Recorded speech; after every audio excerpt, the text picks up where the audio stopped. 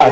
Hello, thank you for coming. Are you hearing me all right? I can hear you just fine. Good. My name is Jonathan Hull. I live at 275 Curry Lane with my wife Terry, and We'd like to be able to hear the questions. You could settle down a little bit. the primary questions that I have really relates sort of to transparency, and that is in looking at all the various different materials, whether it's viewing city council meetings, whether it's reading online, you're reading the Esmeralda pop-up stuff down in Hillsburg, all that led us to want to understand who is who in this process of developing this project, okay?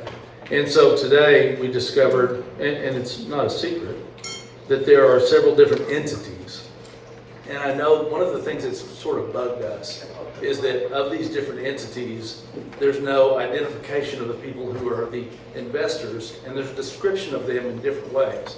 One is to say they're nominal investors that are families from the Bay Area, and the other is to say that this process is going to take a huge amount of money to complete, and yet we can't understand who it is that's a part of that investment project. So, sure, Peter Thiel was one of the people that I was curious about as well. Thank you for answering that. But I'm wondering why, if it's a nominal investment by these families, what is the concern they have about telling us who they are that might assuage some of the concerns we have about not understanding who's who? Yeah, thank you for asking that question. So one thing to clarify is that they're not necessarily nominal investments. There's sort of a range. Yeah, I mean, so first, sort of to back up a little bit, in large private real estate developments, it is not standard to disclose investors' identities. So that is completely standard. Doesn't mean you have to do it the same way as everybody else, but just to sort of make that background clear. In this particular case, we actually feel an extra interest and responsibility in protecting their identities because they are private individuals. They're not like Blackstone or some big investment fund. They're actually real people, and so, you know, someone who doesn't like the project could potentially go and find their identities or find their home address and cause them problems. And so I think that's one of the big reasons why we have been very protective of their information. Yeah, I want to add some more color too. So I've been doing this work for almost 25 years, and with private deals where we don't have like a large institutional investor like a pension fund or like a BlackRock. In those deals, it's absolutely standard. You say you're CalPERS investing in our project. There's no, in private deals like this, where they're literally high net worth families, or even in some cases not even necessarily what I would call high net worth families, it's a different ballgame. And even in my smaller projects in the past, like a family office, they usually don't want their name disclosed, you know? And so I think it's about the scale, but I also want to offer you something. We're going to have to be doing a series of raises. We're not raising, as you can imagine, we're not raising all the money all at once. One of the most important steps is the entitlements.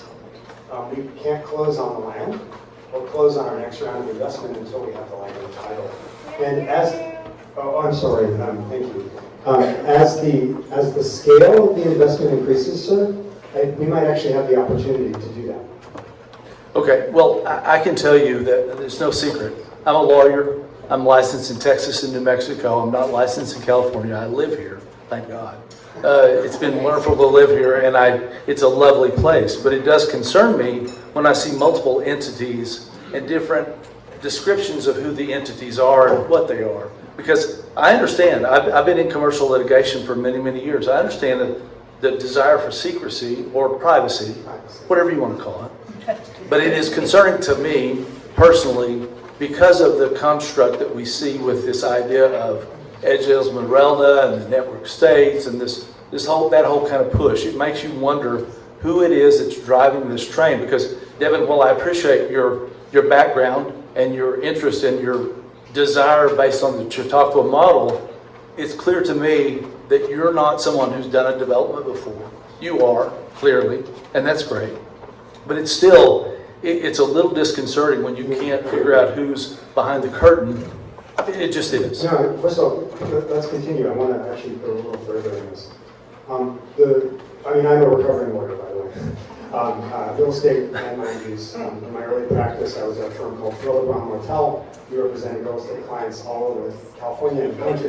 We're sorry, this is just, I'm not used to this. So I'm a recovering real estate and land use attorney myself, and I wanted just to say something. Actually, the entity structure here is actually one of the least complex I've seen. We have a development management entity called Esmeralda Development Company, EDC. We have a development entity called Esmeralda Land Company, which actually will eventually, we hope, hold title on the land. ELC is the entity that the limited partners invest in. This is very standard. There's a managing partner, Esmeralda Development Company, and there's a real estate development entity called Esmeralda Land Company, LLP. Right. That is the most, and the second thing I want to say is the nonprofit is actually, it's a little bit ironic, right? It's not normal, right? And I said to Devin when this whole thing started, I said, be careful, the feature might be viewed as a bug. You know, what I love about this project is there's this incredible community of learning and experimentation that's fostered by the nonprofit. And the reason the nonprofit's there is the idea is that educational institution will hopefully have a final home in Esmeralda. That's it, you know? And then one final thing, and I appreciate your questions, and when we do get the ability, if we can, to disclose, we will. But I want to say one more thing. This is so important. The land use laws that we get approved, again, I'm going to wrap it up. The land use, the plan that you just saw, all that stuff, let's say it was Peter Thiel. He pops out of a box and he goes, it's me. He can't do anything different than what the plan says. And so even in the worst case scenario where Devin and I got run over by a truck and some crypto bro takes over, they have to live within the parameters of the plan. Now, I'm not saying that's a good thing, right? But I also want to emphasize that, you know. One last piece I just wanted to speak to, because I think it was probably in your question, is the Edge Esmeralda events that we've hosted are also a partnership with another organization called Edge, hence the Edge Esmeralda. And I think some of the activities that they participated in, they host these sorts of events all over the world. We're not directly involved in any of those. I mean, I'm friendly with them, of course, because we're partnered. But I think that's also been one source of the questions that we've gotten is like, oh, is this Edge organization running the show? And no, it's just a collaboration. They're really good at running those events. And so we've worked together on that. But they're not, you know, the puppets behind, the puppet masters behind the scenes. Thank you for your question. As you can see, the questions are going to be less than 3 minutes. Answers might be a little longer, so have some patience. Thank you. Sorry, Brian. So I've been chastised already. I'm Ray Shipley, Cloverdale Pilots Association. We're obviously going to be your neighbor to the south. And I noticed there wasn't a whole lot of dialogue back and forth about how the Esmeralda could incorporate or use the airport as part of their proposal. Great question. So we're very excited that the airport is one of our neighbors. It borders the property on the southern end of the property. We think it's a huge asset for Cloverdale and a huge asset for us. It's going to be something that brings people to this neighborhood. And frankly, we assume that it's going to help sell homes. So we're very happy to have the airport as part of Cloverdale. And there's an entire, if this is your passion, and we can spend more time, but, excuse me, if this is, the airport is your passion, we can spend some more time, but we have actually taken the airport safety zone map from the actual plan and incorporated it into our specific plan. Just by comparison, the 2018 plan didn't do that. No, it didn't. Yeah, and so I want you to know, we've set a standard that is ironically way above what was previously approved. My understanding from the city manager is there were no people at that approval hearing, ironically. So I don't want to take up a whole lot of time, but if you want to catch me afterward, I can go into detail. Thank you. How we're going to protect the airport. Thanks for the question. Hi, my name is Terry Hall. And so you just kind of briefly, I think, commented on this a couple of seconds ago. But my question is, okay, you say that Edge Esmeralda is a prototype for Esmeralda, the village that you are creating. And I've seen this in your marketing materials. So I'm not quoting anybody who's reported on this or anything else. This all comes from your marketing materials. And so if you look up there's a website for the network state, and they have the edge cities. You click on that, you click on apply, and there comes Edge Esmeralda. So my question is, and I think you can probably, make me sleep better at night, why is there such a direct connection between Edge Esmeralda, the village you're creating, and the network state? Thank you for asking, because I've been looking for opportunities to clarify this. So, a few specific answers to that. One is that website that you're talking about, the database of network state projects. Right. That's an open source project, which means that anyone can add to it. But they can also delete. So Pardon? they can also delete. You could delete your information from that site. So I've actually reached out to them asking to delete it because I didn't know it was on there until somebody sent it to me saying, "Why are you on this?" Okay. So that was, so anyway, that is sort of this specific question regarding that website. Okay. And then another aspect of, I think, why we've been connected is I do know some of the people who are associated with those ideas. I've met them at conferences. I make a point of learning everything I can about people who are doing things around urbanism and community building, given my professional focus. I've read all sorts of things from lots of different ranges of ideologies, because I think you can learn from everybody, even if you don't necessarily agree with everything they have to say. Specifically, I was invited by the Network State Conference to come give a talk at their conference a few years ago. I declined the invitation. However, they said, well, even though you're not going to be able to come, would you like to send in a video of a talk, sharing what you're working on? Yes. And I said, sure, that's easy enough. I can do that in my pajamas. So I recorded a talk, I sent it in, but I actually didn't even physically go to the conference. And so I was talking to somebody about this. They use the term it's kind of like a scene. There's a broader scene of people who are working on a really wide range of things, many of whom disagree with each other, even within this group. There's people working on a wide range of projects. And I want to learn from other projects, both the good and the bad. But that doesn't mean that I necessarily agree with those ideas. So when do you think your promotional materials will be deleted from the Network State website?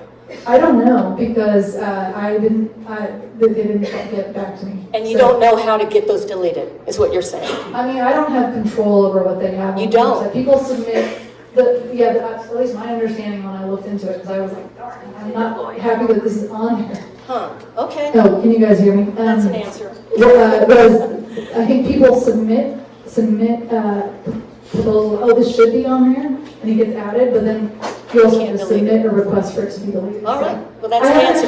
I have to say, I haven't actually checked back since I reached out a month or two ago, so I should check back again. All right, thank you. Thank you for your question. Hi, my name is Paul Pierre. I got a lot of questions. It's hard to pin it down to one, but I'll just pin it down to one. Why does it have to be so dense, what you're creating? We have the city of Cloverdale. We all moved here or retired here or come here because we like the country life. We like the smallness of our town, our little cute little street that comes through the town. And you have no concept on what you're doing and what you're presenting as a city within the city to just blow us out of our little country town. And why do you have to meet the gosh darn that you showed us the map? You can have this many units and this many things, and okay, well, we might not build a hotel to 200 rooms, which I seriously doubt you'll ever rent that out to 100 people a night. So you'll propose 125 on the hotel. Wow, that's our big concession, and we're taking it to the max on our limit because we all know, we're developers, you need absolutely every single income unit and tax base and everything to make this project work. You can't go 33% less and make this happen. So you're going to the max and you're taking our little town and you're blowing us out of the water. So just to, What was the question? Did you have a question? Okay, I just wanted, there's a lot of statement, I wanted to get to the question. Yeah. Well, I think we both can address this. Maybe you can talk about the urban design and I'll always talk about it. This building infrastructure on a site like this is enormously expensive. And it's a very easy math. There needs to be enough residential and hotel units to support all new sewer, all new water treatment, all stormwater, the water tanks. There's a huge list of items. And so the practical answer is that you have to have enough density to support the economics. Absolutely. But you're the ones proposing this. You're the one that could say, we love Cloverdale, our little town, we want to be part of it so much, but you're just going to take us Sir, and take us into sir, another space and time that we don't even comprehend. So, Dense. I think it would be useful to back up and look at some of the numbers here. Cloverdale has about 9,000 people. What we're proposing is 605 homes. And you can look at the map there, but it's not going to, dramatically increase Cloverdale. It's not going to double the size of the city or something like that.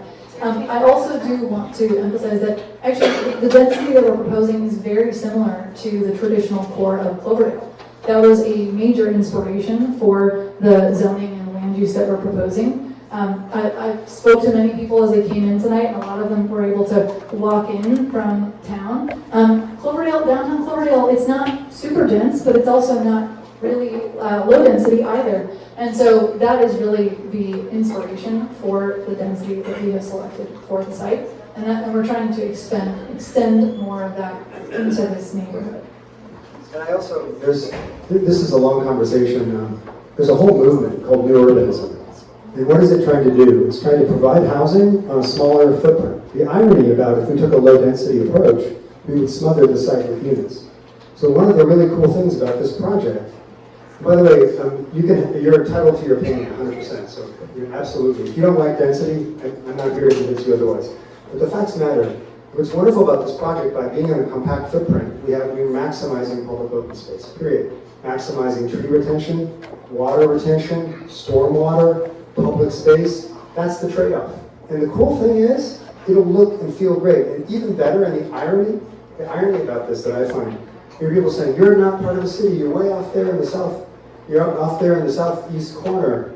And the irony about that, by the way, that's a struggle. We struggle with that because we want to connect into downtown, we want to do bike path, etc. But the plus side about that is it's everyone likes different flavors of ice cream. And someone, if they want a rural house, that's fantastic. We're not going to interfere with that. And we're doing visual studies. The average Cloverdalian, when you're going down 101, you won't even see the project. Yeah, but there are people that live across the river. There's another road called River Road, and there's humans that live over there. I hear this, sir. We have to have this visual impact with night lights. Our night sky's gone, gonna be gone. You guys are gonna, it's just gonna blow up with 600 houses. We have a beautiful night sky here in Cloverdale. There are other impacts you have no idea. There's another one I could mention too. And the flood issue is huge right where you guys are. And there's a void that a local farmer across the river took the Army Corps of Engineers stormwater berm and made a huge 600-yard void. And when the river rises, an atmospheric river, it back floods the whole North Alexander Valley in reverse because of the void over there. And you guys are directly across the river. So whatever you do with your water could potentially just flood out hundreds of people over on the other side of the river. But you don't know anything about that. It's probably not a conversation. Yeah.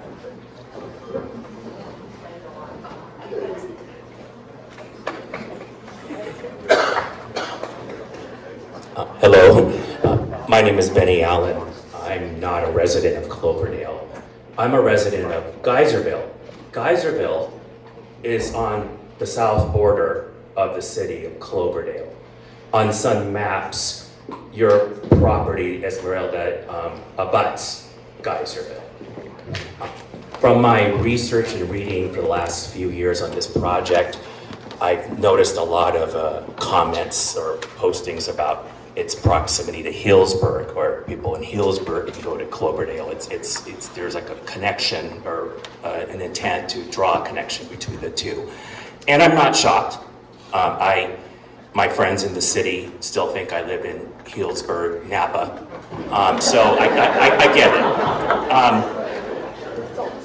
I am surprised though. I'm a long-term Geyserville resident.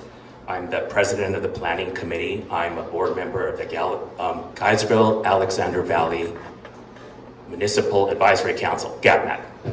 I'm in the Chamber of Commerce in a few places. And so I'm just really surprised that we're not part of the conversation. You want to be part of the community. I mean, we are part of your community. We are attached to a lot of Healdsburg organizations. We're part of their community. With the proximity of your property, I think it would, benefit you to maybe, interact with our community. Maybe if you did, you'll learn that we have 103 units being constructed on Canyon and 128. The developer who I'm in close contact with, and the county and the planning commission have all acknowledged that the developer is using, recent laws, including the 2023 housing element and laws out of Sacramento to put this project in, and they will succeed. They just added 20 units that are low income, quote unquote, and so they can bypass parking and setback restrictions. This will likely go to design review within spring, and I'll go through the process because of the way the laws are right now, and probably break ground next year. In addition, we have a 100-room hotel that's already broken ground at the casino. I'm in touch with the tribe because we're concerned also about lighting and water, where they're going to get it. And that may impact your plan. If we could work together on that, that would be great. And on the subject of water, I mean, I had a very contentious meeting last November with 6 representatives from Cal-Am Water and their engineers, because there's a new well being proposed in downtown Geyserville, and there's some contention with that. And it surprised me, or not really, that the Cal-Am did not know when they planned this well, bought the property, planned the well, that there was this housing development coming in. And the housing development is not aware of also this planned well. And the housing development might need up to 2 wells. And the other 2 are not aware of the casino, who doesn't need to tell us anything because it's sovereign land, but their wells will probably be in the valley. So there's like a lot of wells coming. And so if there's a water issue, I hope that you could all work together, because if each plan is individually, examined and on its own merits, and say, yeah, there's water. But if you look at everything, is there? And also just, as a good neighbor, I would, hope that you would, approach us, me. I'm going to give you my card. I'm also an attorney. Business and corporate transactions, and work with us. Maybe your roads, your bike trails can maybe go into Geyserville on the way to Healdsburg, and we can have some synergy. So here's my card, and thank you. Thank you. Thank you for coming. I'd love to answer your question before you run out. It's okay. You need a bit of the mic drop there. Yes. But thank you for the question. I'm really happy that you're here. We actually would love to be in touch with Geyserville, and we have been for quite a while. We'd love to hear your thoughts, and anyone else in Geyserville is also welcome. These public events that we've been hosting for the last year plus have been open to anybody, and we've been trying to spread the word as wide and far, so I'm very glad that you're here. In addition, the Edge Esmeralda events that we didn't get into because we hadn't gotten a lot of this in FAQ, but the Edge Esmeralda events that people have alluded to have been centered in Healdsburg, but they've been happening all throughout North County. And that's one of the big reasons why we've done those events for the last 3 years, is as a way to welcome people in throughout all of North County to be part of the conversation and to see what it is we're proposing and to actually get involved. And so at Esmeralda, we had people from Cloverdale, Geyserville, Healdsburg, Windsor, and actually even farther come and organize talks and workshops at the event. And we'd love to see you and anyone else from Geyserville come participate in that. The next one's going to be just June. And you want to... Yeah, just the easiest thing of all, by the way, for anyone in Geyserville that you know, is our website has you can join the email list, and you'll get bombarded with notices. So we want you to be involved. Okay, so I just want to say that. Just sign up on the website, and then we won't have to find you. You'll get all of our information. Okay, thanks. I did sign up. You have my card. I just hope you know that, when you say community, and I understand you're in the city limits, of Cloverdale, and you have to go through the Cloverdale process, and we're unincorporated. But, we are a part of this community, like Healdsburg. So, please, you have my information. Nobody I've spoken to in town the last few years has heard from you, so it'd be nice if we could start that conversation. Thank you. We'd love to continue it. Yeah, thank you. Hi, my name is Betty Landry, and I'm a 23-year resident of Cloverdale. I'm not an attorney. Never will be. I do have a nephew that is one, so that's good news. Like having a doctor in the family too. It's always helpful. Okay. I retired. We retired almost 23 years ago. Moved to Cloverdale because it was one of the last affordable places to live on a retirement. My retirement, basically what I retired to. So I'm interested in knowing as to these homes. I know it's a big project and it's going to be, I think they're going to be fairly expensive to buy. But who you're marketing, or who do you plan on having live here that would come here and spend that kind of money? And I think most of the people here in Cloverdale would not be able to afford, especially if you're going to retire, to move over there, even though it looks lovely. It might be where we want to be. And then also interested in how you're going to be marketing it. When you're getting ready because you're going to start with the hotel and the roads, all that stuff, is when you start doing homes, you're going to be selling them, or are you turning them over to developers that will be building the homes for your with your specs that you want? Because I know there's different kinds of properties. Great questions, thank you. So first, regarding affordability, one of the things that we've wanted to do from the beginning is having a really wide range of housing types so that we can have all sorts of people in different income and wealth brackets living there. There's going to be a range of homes from small studio apartments even all the way up to large multi-generational homes. And a big part of that is around making it so that many people of different ages and life contexts can live there. So yeah, there will definitely be some homes that I can't afford, and there's going to be some homes that are affordable for many more people. One thing that I should just say, new construction is expensive. Something like a brand new home is going to be more expensive than a 50-year-old home. So I do anticipate that we don't know, what the market is going to accept when the actual homes come on the market in a handful of years, but well, I would be very surprised if they were lower than the average price of a home in Cloverdale on average. But so I do want to put that on the table transparently, but having that range is really important to us.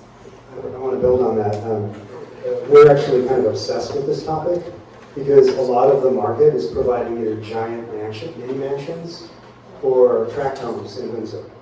You don't really, there's not a lot of choice.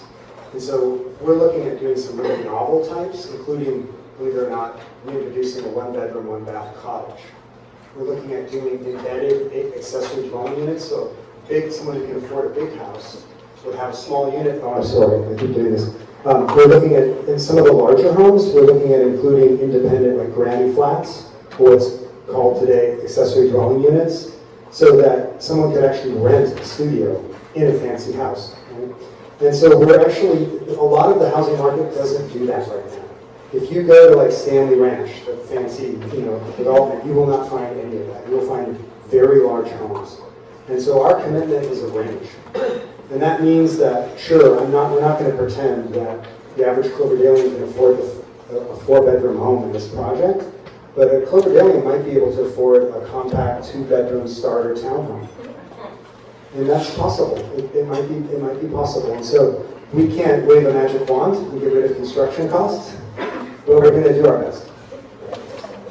To answer your other question regarding will we be selling lots to developers who will then do the construction? Yes, that is a big part of our plan. We may also do some of the construction ourselves, but this is a big project. It's going to take a lot of hands. We also want it to feel more authentic and more made by many hands, like a traditional town like Cloverdale would be. And so we actually think that it'll result in a better fabric to the neighborhood as well. And I thought I had another point, but I'm forgetting it. So you'll have because you're not going to start building homes till quite a ways down the road. I would think if we're lucky, maybe year 5. Okay. Yeah. Okay. And so you're going to have a real estate office and people will be able to come and see Yeah.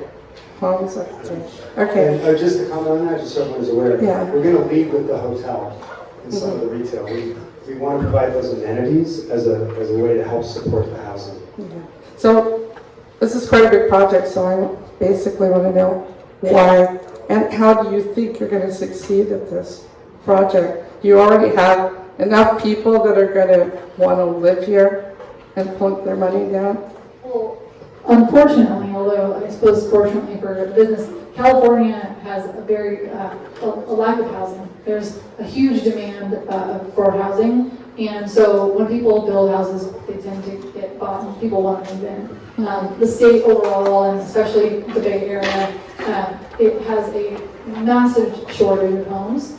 So that's going to be a big part of it as well. Do we have a list of exactly who's going to come buy the homes? No, we don't. We don't have that yet. But So which target are you really, which demographic are you actually targeting? Yeah, I'd To love move to. here to Cloverdale. So we have a fancy market analyst firm that we spend a lot of money on. They look at comps and comparable sales. They're looking all over the wine country and other comparable communities. And what we're going to have is a real range. We could have someone who is literally a dual income young couple that might be able to afford a townhome, and there would be high income people for a true single family. And you know, because we're looking at doing studios as well, it's possible there could be some rental product. Mm-hmm. But I think most of the people that you're really targeting for is going to be those upper income people. And so where are they and why do they want to come here? Could you repeat the question? Sorry, I didn't. I said you're going to be looking at a really larger income people to be able to afford coming here that would want to live here. I mean, not necessarily. Like, that will definitely be a portion of the people who buy homes here. But the reason why we want to build also the smaller, more affordable by design homes is so that there is that range. I mean, a lot of this again comes back to Chautauqua, the place that where my grandmother lives. It's a place where it has everything from really large homes that people have, held on for families for generations. And there's also people who just come and they rent for the season to be able to attend and everything in between. And so that's something that's very important to us. And it's not actually just about socioeconomic diversity, but also age diversity, everyone's backgrounds. And one thing that I can be more clear on is regarding the senior housing. The revised plan proposes 200 units of senior housing, and as you might guess, that's probably going to be seniors living in those units. And so we want that to be a big part of the age diversity as well. Okay. Did you answer the question? Thanks for your question. Okay, my name's Sergio Zels. I live here. I've been here for 6 years in Cloverdale. I moved from Santa Rosa. I'm Sonoma County grown and raised. Okay, I want to ask you guys, I've been looking at blueprints, but where is the low-income housing? Because we have apartments down here. On your project, there is no low-income housing. And is it low-income for Sonoma County, or is it low-income for San Francisco, who's moving here?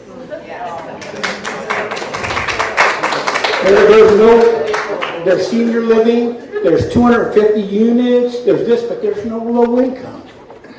Okay, the question is would there be, is it a question or a statement? Yeah, no, it's kind of both. If it's a question, I can answer, no, we're not proposing to do below market rate subsidized. We're not proposing to do below market rate subsidized very low and low income. And I want to add some color on that. Many months ago at this point, we sat down with then Mayor Todd Lambs and checked in and said, Mr. Mayor, what would you, let's have a conversation about the housing. And you know, what we learned from the mayor was this city is one of the only cities in the Bay Area, and you guys should congratulate yourself for this. You actually this city is exceeding its low-income and very low-income housing production targets. I do not know of any other city, literally, in the Bay Area that's done that. So what does that do with the project? Every project, including the $5 million, I'm trying to tell you. In Hillsburg, they got the $5 million properties that they just put on a lumber yard, just like you're trying to do. And they did not, it was supposed to be low income, and they're $5 million. That's not low income for California. And young lady, I want to tell you this. You keep talking about Shinakwa or whatever it is, okay? That's in New York. You are not in New York. You are in Cloverdale, California. Don't think you can come out here and try to make the oasis. You are in Cloverdale. You're not in New York.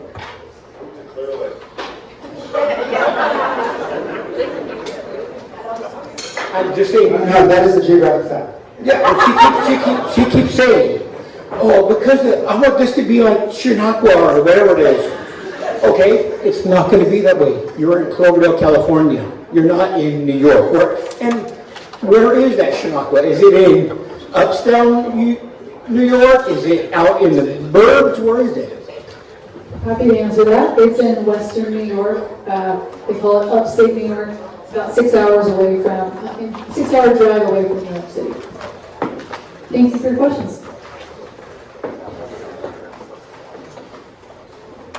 My name is Janet Green. I'm a resident of Cloverdale.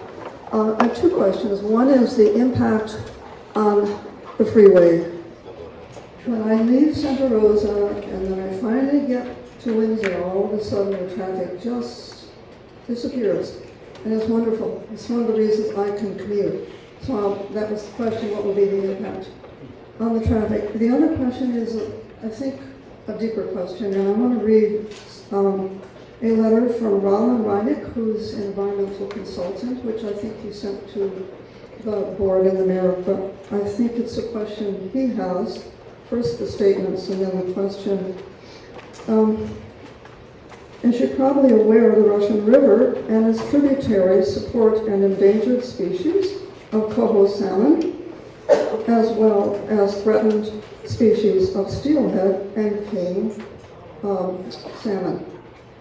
The Esmeralda project will likely result in some amount of reduction of water from the river's flow regime. Although the report presented to the City Council have claimed the water for the project will be obtained from the groundwater below the river, the project developers have not demonstrated that the groundwater regime and river flow are hydraulically independent. And there's more. So my question is, have studies been done about the impact of the project on the Russian River and the groundwater on these endangered and threatened species?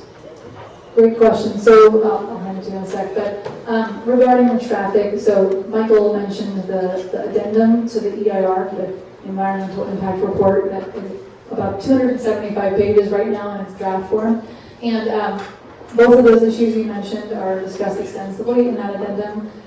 In particular, there's a transportation study that is referenced in that goes into a lot of detail, and it found that there would be, based on the revisions, because keep in mind, there's already been an approved project, so the revisions that we are proposing would not create any, VMC? Yeah. So this project is actually deluxe. It has two analyses. The old way we used to do CEQA, Alpha Environmental Quality Act, was the level of service or congestion. This project does not trigger any congestion impacts. The second method, which is now used by Cloverdale and widely across the state, is vehicle miles traveled, VMT, the number of auto trips, and it also passes that threshold. And if you're interested, ma'am, and I get your email, I'll forward you the full transportation impact analysis. It was prepared by Thayer & Peers, which is one of the preeminent transportation engineering firms in the state, and it goes into the CEQA analysis, and it's all publicly available. So, and the other good news, by the way, you probably know Asty Road, that South Cloverdale Boulevard exit. It's one of the most underutilized exits in the city. And so the good news was when they did the trip counts, they refreshed the trip counts. They went out in mid-2025, AM and P, in the evening, in the morning, on the weekends, and they did new counts. And so they're actually using the raw data from the commute hour and from both the commute hour, the morning and the afternoon. So I encourage you to read the report. Yeah, I appreciate, I will look at the information, but I'll just, one statement is I can't imagine with perhaps up to 1,000 more residents that there will be a significant impact to the freeway. Actually, if there was, we would be doing an agenda. Okay. So I invite you to read and Fine. enjoy. And can you, The water, actually a couple things. The water supply assessment, which is a really great document, I invite you, a friend, and yourself, you can read, does not suggest that the water, the river, and the alluvial aquifer are disconnected. They are completely connected. So I just want to be really clear. They are connected. They are absolutely 100% connected. It's like basically a giant body of water moving through the soil and rocks and geology beneath the river. And this is really important. We're not drilling new wells. We're not drawing our own water. We're going to be joining the Cloverdale water system. So we'll be relying on the exact same wells the city of Cloverdale does. And the analysis, our environmental analysis, by the way, took a very careful look at the Russian River. I want to share something that you may be aware of, or your friend may not. There's a huge conservation easement recorded on that entire alluvial frontage. So even if we wanted to, which we don't, we're not allowed legally to touch any of it. Furthermore, you might remember there was a huge list of reports we need to do before we do any permit grading work at all. 4 of those reports are stormwater management and about controlling runoff during construction. So I also, again, would be happy to walk you through all of those precautions and protections, but we take the environment very seriously. and have you done any studies on the impact to our endangered fish? Well, because this project does not impact them, no. So you haven't done studies? No, because this project does not impact them. If we did, we would definitely be doing studies. It's quite possible that I'm not paying as good attention as I should have, and I wasn't able to read all the stuff that you provided before we sat down, because first of all, most of us are old, the print's really tiny, so you failed there. But I'm finding myself still really confused about the environmental concerns. On the one hand, you're saying this property has been remediated and looked at and studied and restudied for 50 years and everything's closed now, but you're also saying that there's a current review, comprehensive review underway. Then you're saying that the Twinkie is a thing that has to go, but I'm not sure that you've ever really articulated what's in the Twinkie. And I thought you were going to remove it, and now you're saying you're going to sculpt it, but it's on property that you want to give us for a park. Again, I don't know if I'm missing things, but I'm just finding myself not really understanding it. I totally get it that you don't want to spend millions of dollars building stuff on what did you call it? Dirty dirt. But then you have that black outline, and that's where the hotel's going, so you can't put a house there, but you can put a hotel there, and you have to move dirt. So I'm not trusting it. I'm not quite understanding. I'm going to hand it to What's Michael in a left to do? second, but I just want to say there is a lot of complexity to all of this, and that's why we've spent years looking at it, and we're trying to get you a download in a relatively short amount of time, which is also why we've been doing so many of these events. So it makes total sense that those things seem contradictory to you, and we'll get into detail on that. I also apologize for the tiny print. We were trying to cram a lot of information. So what I would like to recommend, our website has this gigantic FAQ. There's an entire section that's far more detailed than that. Okay. On all of these topics, including the Twinkie, which, by the way, the legal name for it is the reusable fill area, the RFA. We thought Twinkie was cute, and now we're kind of regretting it. Good. Right up there with high agency, not your finest moment, perhaps. It's actually a high agency Twinkie. So I wanted to elaborate on that a little bit. So in 2000, It's 2005 to 2007. The Regional Water Board, technically the North Coast Regional Water Board, which is overseeing all remediation on the site. It's the agency, the lead agency. Actually, there were 2 piles of wood on the west side, 2. And we knew, or I wasn't there, they knew that there was potentially contamination in some of the wood. Because as you guys know, masonite did wood preservation. It wasn't just raw lumber that was done there. Right? They would treat wood against like antifungal stuff and stuff like this. So they ordered, the water board ordered the owner to dig up all of those wood piles on the west side, transport them over to what we now call the Twinkie. And this is all laid out, by the way, in detail online. And they went through a 4-step process. They sampled all the wood. Any wood that was actually toxic or had nasty stuff was exported off to a class, I forget, class 1 or class 2 landfill.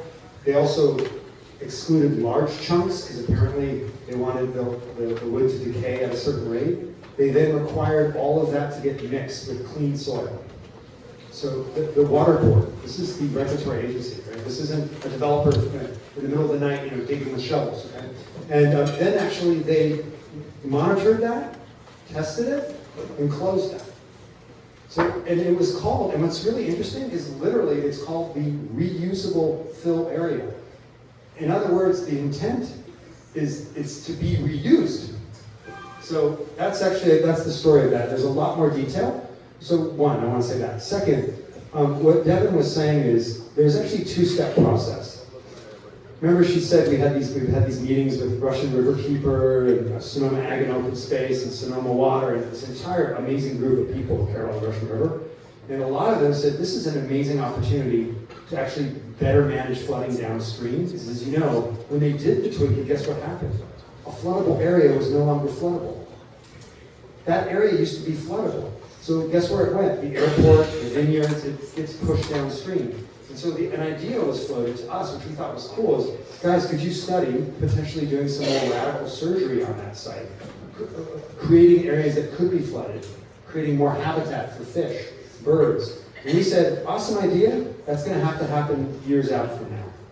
And so what we're advancing is a very basic plan that assumes that if the city doesn't want us to do it, or the regional agencies say, hey, that was a cool idea, we don't want to pursue it, we still have a park plan. And by the way, anything we do on the Twinkie will have to undergo a subsoil mitigation plan. That means it will have to be tested, construction workers will have to be protected. If we discover anything during removing the dirt, there's protocols for protecting worker health and for remediating. So I just wanted to be clear, so if we decide to cut and chop and do things, it'll be under the oversight of the water board. Okay, but do you remember the last city council meeting when Jennifer Sullivan, I don't know if she's still here or not, but she got up and the research that she had done where there are these pockets of land on this site that you can't touch and you can't do anything with. Yeah, sorry, and I forgot, you had a lot of questions. Well, that's not, no, I apologize, no. So the other thing that sometimes people don't get is closing a site, case closure as they call it, doesn't mean that you've gotten rid of everything. So that big rectangle that Devin's going to pull up is an environmental covenant. It's quite common. And what that says is you can't do housing, hospitals. But you can do a hotel? You can do commercial, you can do retail, and you can do a hotel. And you're going to move dirt? And you're allowed to move dirt. But that movement of dirt is done under what's called a soil mitigation plan. That means that the board, the water board, oversees the entire thing. There's rigorous testing, and you might say, well, how is a hotel allowed and a resident is not? Because in California, we do what's called, there it is, sorry. We do what's called risk-based remediation. This is standard. This has been developed over 50 years. And California, by the way, has the strictest standards. And what they do is they gauge exposure. So for home, they assume someone's there the entire year, all the time. And for retail or hotel or office, understandably, they don't assume this person's living there full-time all year. So they remediate to that standard, the commercial standard, the resi standard. So if we want to ever do resi or a hospital or a school, we would have to go and remediate to a higher standard. Okay? And your investors are all well Oh aware. my God, can I tell you something? Not only do they have all this, but we would be sued if we didn't share it. Okay. Yeah. Okay. One last thing that I wanted, Michael alluded to this, but I wanted to put a fine point on it. You asked a great question. You know, at some point we talked about removing the Twinkie. Today I use the term schools. Yeah. Both of those are options that we are exploring. I think the reason why there's a lot of dirt there, it's 1 million cubic yards of dirt. And while it is not toxic and while it is a reusable fill area, we would like to be able to allow the river to flood into that part of the park in extreme weather events to be able to protect other people in the watershed from that flooding. And so while we don't need to move the dirt, we could just leave it there. We would like to because it would make us better neighbors. But So the Twinkie isn't toxic, you're saying? it's reusable fill area, and it's meant to be reused. One way in which we are most likely going to use it, actually, we would probably remove parts of it from the eastern side of the site and build berms and things like that on the western side of the site, you know, to protect from sound from the freeway, for example. And so we may ourselves use the dirt in other parts of the property. We have also been in conversation with some other folks, because there's so much dirt, 1 million cubic yards. We've also been in talks with other people who need dirt, and there's an opportunity for them to take it. For example, there's an old gravel mining pit in Sonoma that people want to fill back up, and they need a lot of material to do that. And so that's one of the places where we might put it. But we don't need to do it. It's just something that we think would be a win-win for neighbors, for that gravel mining pit, for the river, and it would make the park probably more beautiful. And I want to show something else that happened when that happened in 2005, 2007. The site used to drain, it kind of drains into these fingers, and it used to drain and basically connect to the river that way. Now, by the way, guys, it goes like this and does this crazy right turn. Oh, if you can see, it turns and does this. So what happens? The water backs up, it floods. So, one idea that we're also going to look at is, could we restore that natural flow? These are ideas. Finally, it's really important. The revised plan before ultimately the commission and the council doesn't do all these radical things. We would literally have to come back with a new proposal for the park and have to go through CEQA review for that. Okay, Yeah. thank you. Hi, my name is Mary Kelly. I live in Alexander Valley South here, but I was a teacher in Cloverdale at one time. I have two questions. Number one, I saw somewhere that there was an application for riparian water rights. Is that, There was one of the requirements is that we do a riparian study. We actually have to. yeah. This was actually to acquire riparian water rights, which would mean this county would have to. No, we're not. No, it's a riparian study. So. Yeah, I know the difference. Thank you. What I saw was you're trying to get riparian water rights. No, we aren't. Okay. My next question is, Devin, I've wanted to ask you this for a couple of years. When you Google Edge Esmeralda, what comes up is this picture of what looks to me like a Tuscan City satellite, which is maybe, hundreds of years ahead of us. And I like hearing you say that you want to honor the natural land here and the people here. We were a lumber and agricultural, we are agricultural. And so I liked hearing that you care about the trees, but these are Italian cypress. And do you really understand the area, and do you want to understand the area and really, make this fit in with what has been preserved here and honored by the people who are here in this room? Yeah, absolutely. There's a reason why we chose Cloverdale for this project. We think Cloverdale is wonderful, and we want to build upon what it has. The image that you found on the Edge Esmeralda website is an artist's rendering for the purpose of the website. We haven't decided on any sort of architectural style or anything like that. There's no plan necessarily for this to be Tuscan, architecture specifically. We have no plans specifically for cypress trees. That's an image that we thought was beautiful, that would be inspiring for the purpose of an event. Well, I just want to let you know what I see is fantasy. And also, utopian, but unrealistic. And this place, well, you know, Silicon Valley was a beautiful prune orchards and agricultural at one time. And I think we're at the crux right now where you have to decide, are we going to be a country, a state, a town of billionaires and then everybody else? Or are we going to have, you know, what Cloverdale already has, which is a good variety of people and biodiversity and agricultural diversity. So thank you for this evening. Yeah, thank you for your question. I just wanted to add to that, which is that all of those things are very important to us, and I hope that what we've walked through tonight answers some of those questions. We've put a huge amount of effort into integrating with Cloverdale, both the people, the town, the natural landscape. That's a really important part of our plan. And I'm not going to deny, this is a big dream. I think it's realistic, otherwise I wouldn't be working on it. But I understand that it's not that common to see something as big as this being proposed somewhere. And we're trying our hardest to make it a reality. And I want to confirm, we don't have any anti-gravity devices yet. Yes. I just don't want it, I would like to see it reflected in your marketing, you know, what I hear you saying and what is there. I want to see it integrated more. Thank you. Yeah, my name is Jubal Koss, and I've lived in Cloverdale for 46 years on and off. I've lived away for a while. I was employed by Tires Corporation from 2004 to 2008, and there was a couple of short periods where I was laid off. I probably have 6,000 to 7,000 hours on the site. To me, really, I mean, you said it was a beautiful piece of property. It's not really a beautiful piece of property. It has some beautiful areas, I'm being very honest. Some of the wetland areas, some of the creek that was saved. It's an industrial area. We went in and cleaned and I'm not trying to say you were mistaken. There was a west site and an east site that was removed.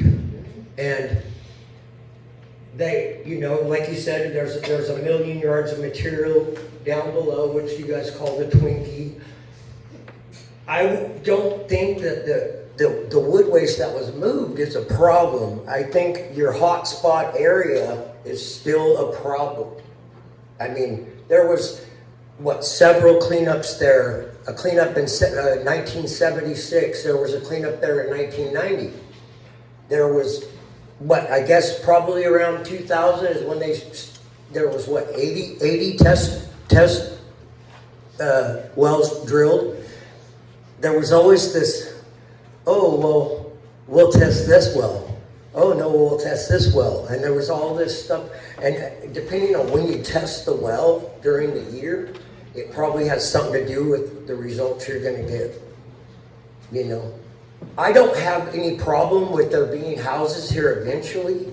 I think the scope of the project is huge. I think it's kind of crazy, but I don't have any questions. I just wanted to make a statement. Okay? Thank you. Thank you very much. One point of clarification, that little black box there, we're not building any houses. But you're building a hotel. Yeah, which is allowed. And I know what I wanted to say. I wanted to invite everybody. We're getting we're getting a new what's called a Phase 1 report. Phase 1 is a legal study that looks at looks at all title, all history, and it's basically like your doctor's exam for a piece of soil. Okay. And we are going to share this with the public because there's a tendency, I know, sometimes people go, I don't trust this, you know? Cool. We're going to share all the stuff we have. And I invite the gentleman to take a look at the report as well. And I'm seeing Brian giving me a look, so I think we have just one more question before we have to get out of here. So take it away. My name is Angel Rodriguez, and I'm a resident of Cloverdale. And I think one of the questions I have is that You know, I think you've done a great job with the marketing. I've read a lot of your materials. You know, the idea of the Chautauqua is, you know, it's great. And it does bring me back to thinking about those times and about, you know, what a great concept it was. But I think that what Cloverdale offers is the same, it already exists here in many ways. And so what I don't hear is about, you know, as a sustainability specialist, you know, there's nothing about sustainability, and, you know, there's questions about sustainability, and the idea that there'll be enough water in 20 years, because, you know, the definition of sustainability is that something can't be done in a, you know, perpetuity, then it's not sustainable. And I don't know with climate change that is going to be able to be achieved. But it's a nice idea, and you've done a great job in all your studies. But one of the things I really haven't heard is that, you know, Cloverdale has 40% Hispanic, and having this kind of cultural diversity in our community has made it really unique. It's nice because you go around, you see your neighbors, you always know what's going on, and it's the kind of town that I grew up in. So the idea of, you know, having grown up and lived in Sebastopol, and you can see how Sebastopol has changed, and it's still a great town, but it's changed because it's lost, through gentrification, it's lost that small town feel. And so with all the reports and all the things you've done, and all the things that impact us as Cloverdale, I mean, it's great that you're offering that to us, but I don't see how you integrate with us and about, you know, our population who provides labor for the county. It provides housing for low income, and that is starting to disappear. And so I'm wondering if you've done more than an environmental report, if you've done studies about how it impacts our population. Where are we going to go? Where are our elders going to go? Where are people who haven't been able to find houses, who found houses here in Cloverdale? Where will we go?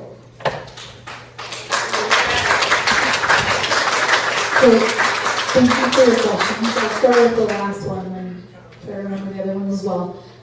But I think one of the things about this site is there's actually virtually no existing buildings there except for an old truck shop. So we're not going to be displacing existing homes. We're going to be building new homes. So I don't think people are going to have to go anywhere. That's the first piece. I think at the beginning you also mentioned something that I was really happy that you brought up, which is pointing out the similarity between Chautauqua and Cloverdale. And that's actually a huge part of why I chose to found this project with this site and to identify this particular property as a place, because I want to build upon what Cloverdale has. When I first came here, it reminded me of Chautauqua, and I thought, this is great. There's very fertile soil here, to use a metaphor, and things are already growing. I'd like to plant another seed to expand on that. So I couldn't agree more. And then I think you had a question in the middle, regarding the Hispanic community. We definitely want the Hispanic community to be very involved in this project.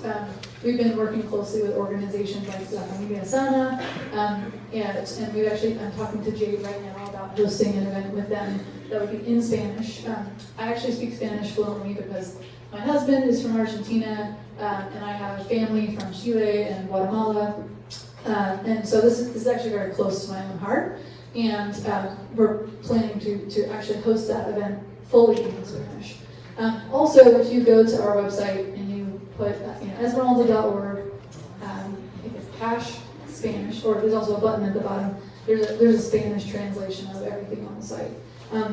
I think it's also an ongoing process. This isn't just something where like one translation of a website is going to solve the problem. I think like any ideas that you have for how to integrate the Spanish-speaking population into this project is something we'd love to hear, because we're going to be doing this for a long time if we get approvals, and it's something that we're going to be building and getting better at over time. So I want to add further, the fiscal impacts are really important. I think sometimes you see all the numbers, and the city right now is in this remarkable situation where it's produced more low-income, very low-income housing than any other city It's exceeded its targets. So bravo, Cloverdale. That is perfectly protected low-income housing. But here's the problem it poses. I've done that development. When you do that kind of development, you get what's called a public welfare exemption from property taxes. So the challenge for the city is those projects don't pay property tax. So the good news about our project, and you saw that slide, we're going to generate somewhere between $2.3 to $4.6 million annual surplus to the general fund. And here's my challenge. I think the city council needs to figure out what to do with that money. Yeah, no, but I mean, this is an awesome opportunity. Is that going to go to more subsidized housing? Is that going to go to social services? First-time home payer, first-time loans, for first-time home buyers? Like, that's an opportunity. And, I worked in San Francisco for many years, and people used to just kind of get, when you say numbers, they'd be like, whatever, But that's money, right? That's real money, and it's annual. It's not one time. Yeah, it's sustainable, actually. And, here's the one thing that sometimes people get. Let's say some of these homes are fancy and very expensive. Here's the cool thing. And let's say the owners are only there half the time. They use half the services, and they're paying enormous property taxes to the city of Cloverdale. You guys get to decide what you do. So I say, I hear you, I get it, and there's an opportunity. And we support this conversation. And with that, thank you all for your questions, and thank you for coming. I know there's a lot of things to do on Thursday night that are making going on, so I really appreciate you coming out.